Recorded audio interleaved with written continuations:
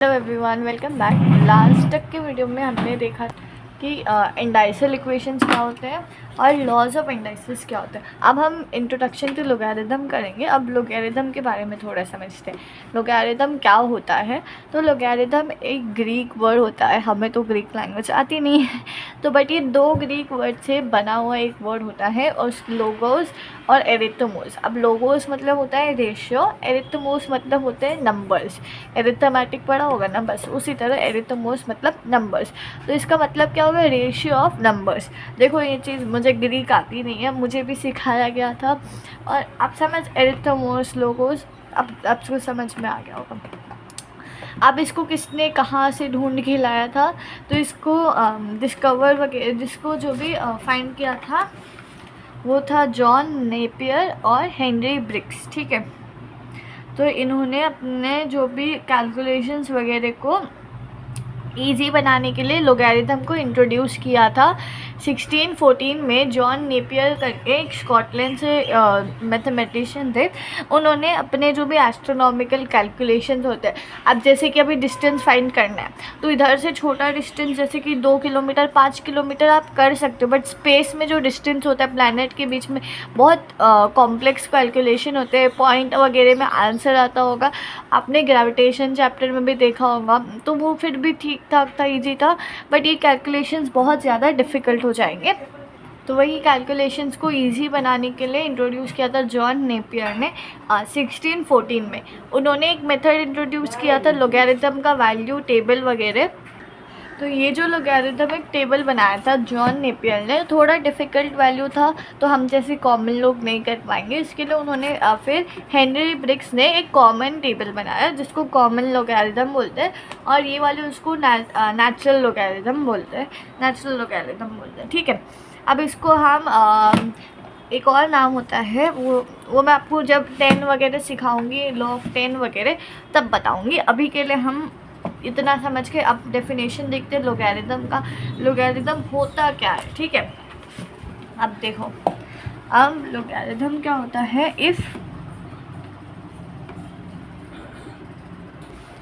हाँ, अब कैसे पढ़ेंगे? बहुत ज़्यादा लाइट आ रहा है क्या? थोड़ा कम कर देते हैं, ठीक है, यही सही था।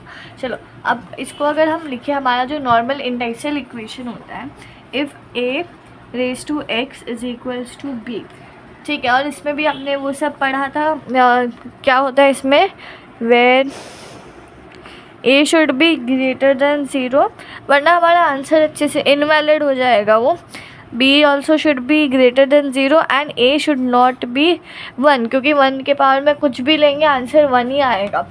तो वो समझे।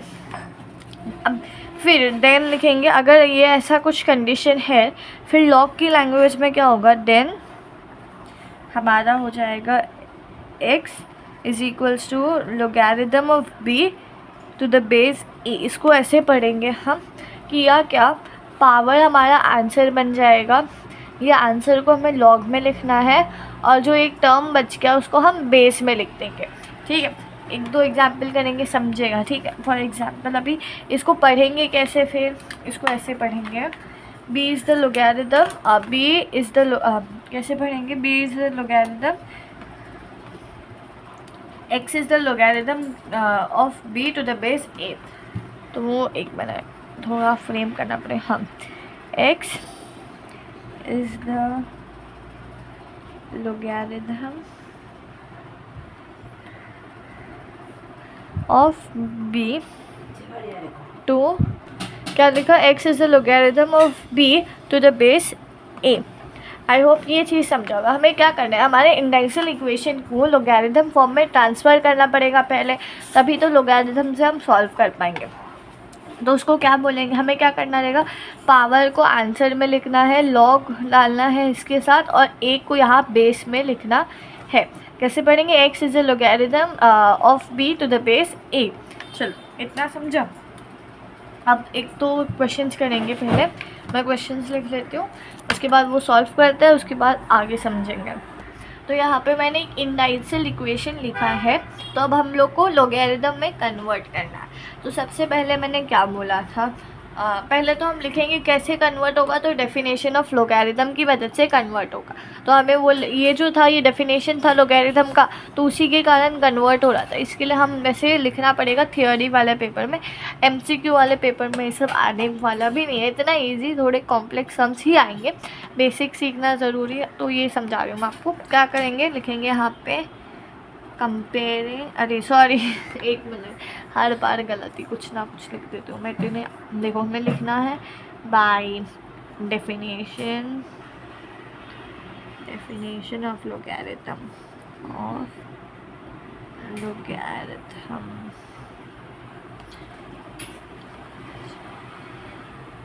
हाँ चलो मैंने लिख दिया यहाँ पे बाय डेफिनेशन ऑफ लोगैरिथम।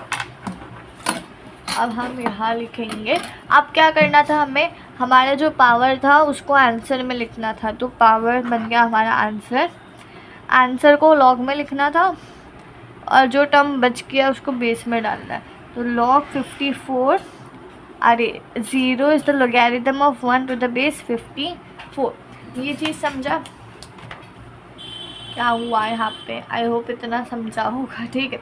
चलो अब इसका मतलब क्या होता है, अगर अब इसका मतलब क्या, अगर 54 का अगर पावर 0 होगा तो आंसर 1 आएगा। ये चीज़ समझ लो, आगे और एग्जांपल्स करते हैं तब और अच्छे से समझ में आएगा। चलो उसे एक और सम करेंगे हम, कोई तो नंबर ले लेते हैं, जैसे कि हम अगर इस बार थोड़ा अलग दे दूँ मैं, चलो 3 raised to -4 is equals to 1/81। सबसे पहला स्टेप क्या होगा, पहले वीडियो पॉज कर लो, आपको सॉल्व करने ट्राई करो। सबसे पहला स्टेप तब तक मैं लिखती हूँ बाय डेफिनेशन ऑफ लोगैरिथम, तब तक आप ट्राई करो। चलो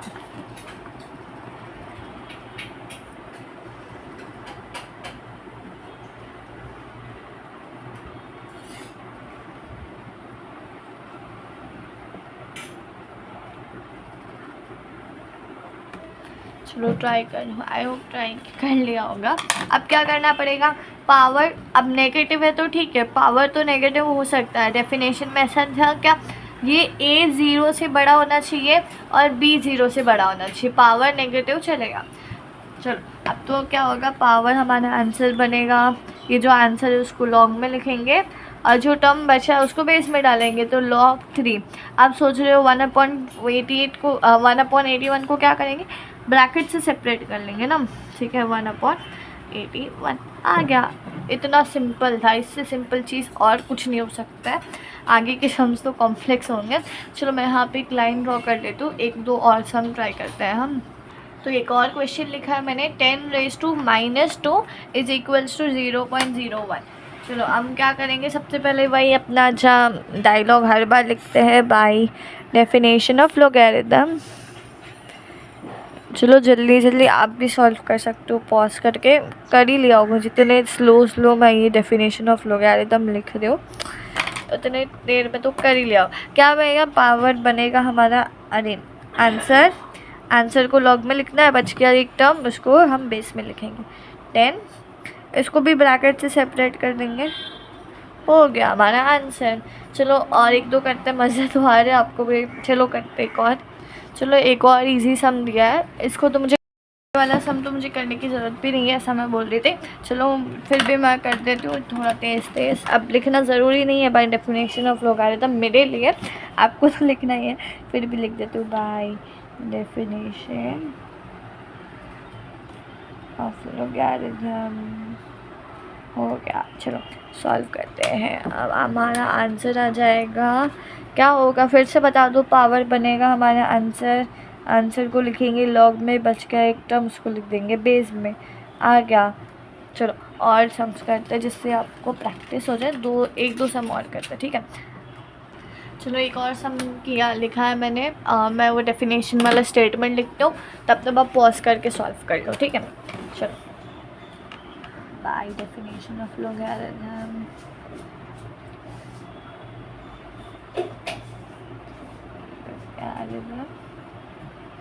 हो गया ना आपका सॉल्व। चलो आप चेक कर लो, पावर आंसर बनेगा, आंसर लॉग में लिखेंगे, बच गया एक टर्म उसको बेस में लिख देंगे, आ गया हमारा आंसर। चलो एक और करते हैं हम, क्या इस बार चलो थोड़ा अलग टाइप का नंबर देती हूँ मैं। ठीक है, चलो इस बार थोड़ा कुछ डिफरेंट करते हैं। वो डी था ना, डी है ये, तो ये ई बनेगा, ये एफ बनेगा। चलो इस बार अगर मैं दूँ आपको 9 raise to 3/2 is equals to 27। अब करो 9 रेज़ टू 3/2, कुछ नया कंसेप्ट नहीं है, वही चीज़ है जो अब तक हमने वीडियो में देखा था। क्या करेंगे, बाय डेफिनेशन ऑफ लॉगरिथम लिखेंगे। डेफिनेशन ऑफ लॉगरिथम क्या लिख दूँ मैं, हाँ लॉगरिथम। जो वही चीज़ करना है आपको, क्या बताया था, पावर हमारा आंसर बनेगा तो 3/2 आंसर बन जाएगा। आंसर को लॉग में लिखना है, एक टर्म बच गया उसको बेस में लिखना है, तो वही चीज़ आ गया। ठीक है, अरे दिख नहीं रहा आपको, देख लो अच्छे से दिख रहा होगा। ठीक है, तो यही चीज़ हमें करना था।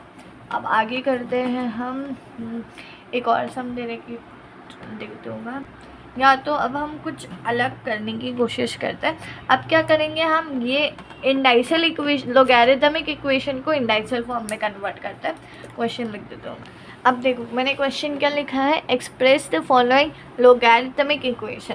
अब तो हमने समझ लिया कि अगर इक्वेशन में लॉग है मतलब वो एक टाइप का लॉगरिथमिक इक्वेशन है, तो हम लोग को इसमें एक्सपोनेंशियल फॉर्म में लिखना है। एक्सपोनेंशियल फॉर्म मतलब इंडेक्स फॉर्म या तो पावर फॉर्म वाले में लिखना, इंडाइसल इक्वेशन इन शॉर्ट। ठीक है, तो अब कैसे होगा, ये भी बाय डेफिनेशन ऑफ लॉगरिथम ही होने वाला है। एक दो एग्जाम्पल मैं करके बताती हूँ, बाकी आप खुद करो, मैं आपको वो भी एग्जाम्पल देती हूँ। ठीक है, by definition of logarithm, definition of logarithm करेंगे,